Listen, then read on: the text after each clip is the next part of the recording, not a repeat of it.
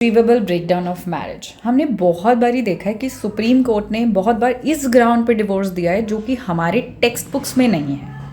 ये हमारे एचएमए में कोई ग्राउंड नहीं है। हमारे एचएमए में सिर्फ 7 ग्राउंड्स हैं जो कि ऑलरेडी वहाँ पर लिखे हैं। उसके अलावा किसी भी ग्राउंड पे डिवोर्स नहीं दिया जा सकता। At least it is not within the precincts of the family courts in Delhi. तो ये कौन सा ग्राउंड है जिसमें सिर्फ सुप्रीम कोर्ट के पास पावर है? ये है irretrievable breakdown of marriage. Irretrievable का मतलब होता है it's thing which can not be restored to its original position. ठीक है, यानी जो आपकी मैरिज है वो कोलैप्स कर चुकी है to an extent where it can not be repaired, जहाँ इसको रिपेयर नहीं किया जा सकता है।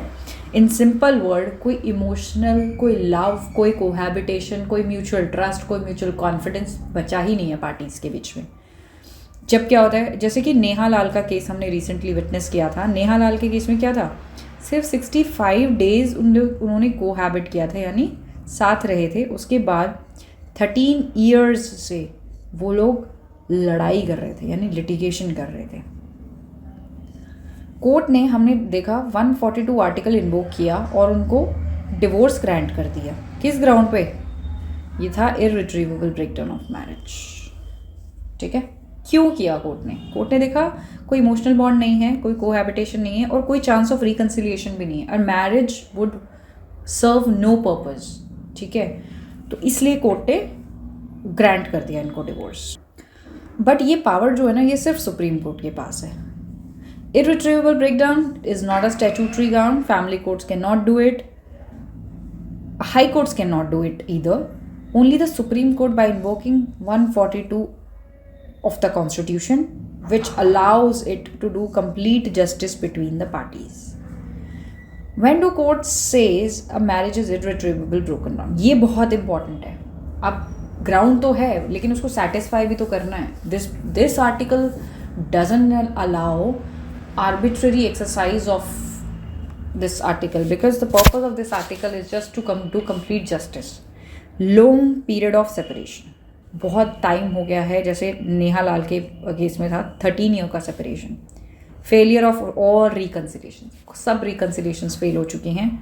प्रोलॉन्ग बिटर लिटिगेशन, प्रोलॉन्ग यानी जो लिटिगेशन है वो भी बहुत लंबे टाइम से चल रही है। Complete loss of mutual respect, trust and affection. Marriage reduce to a mere legal fiction. Marriage में क्या बचा है? सिर्फ लीगल फिक्शन, नाम की शादी पेपर्स पर, that yes I am wife of, I am husband of. ठीक है, where these factor exist together, court concludes that forcing party to stay married would only cause cruelty and injustice, and it will obviously aggravate the burden of the courts. Supreme court ने ये जो इर्रिट्रीवेबल breakdown of marriage है ना, बहुत बार cases में complete justice करने के लिए डिवोर्स दिया है पार्टीज़ को। And these are the landmark judgements, जिसको हम 1 by 1 हम लॉन्ग वीडियोस के थ्रू कवर करेंगे, जैसे नवीन कोहली, नीलू कोहली, शैलेश, नेहा लाल। तो हम इसको 1 by 1 इसको हम करेंगे।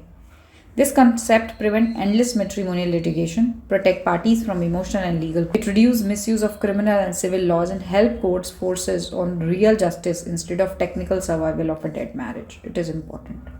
Help करता है कि real justice हो parties के बीच में, so that the parties can move on and जो सिर्फ एक dead marriage है उसको ख़त्म किया जाए। So सुप्रीम कोर्ट इस आर्टिकल को इन्वोक करता है to do complete justice and human dignity, because ending a marriage is not a failure, it's a justice.